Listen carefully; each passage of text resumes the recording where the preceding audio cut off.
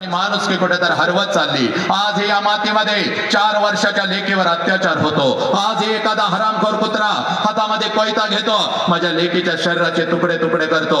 आज हे 17-18 वर्षाचं पोरग हातामध्ये दारूचा ग्लास घेतं, हत्तीसारख्या बापाला कुत्र्यासारखा लाचार करतं। हे का पोरांनो?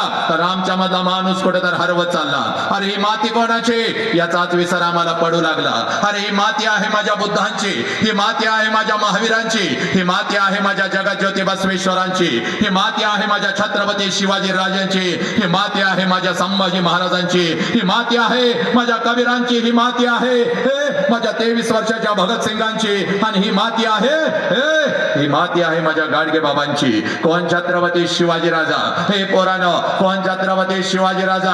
अगोदर तुमच्या काळजावरती लिहून घ्या, हे कोण छत्रपती शिवाजी राजा? अरे ज्या राजानं स्वतःच्या स्वराज्यातल्या स्त्रियांना तर आया बहिणीचा दर्जा दिलाच, हे ज्या राजानं स्वतःच्या स्वराज्यातल्या स्त्रियांना तर आया बहिणीचा दर्जा दिलाच, पण शत्रूंच्या स्त्रियांना आया बहिणीचा दर्जा देणारा जगातला एकमेव राजा, ज्या राजाचं नाव छत्रपती शिवाजी राजा। हे पोरानो, मग या राजाच्या मातीमध्ये आज ही माझ्या लेकीच्या शरीराचे तुकडे तुकडे होतात। हे का होतात? हे वखो न कहो की मतलब का?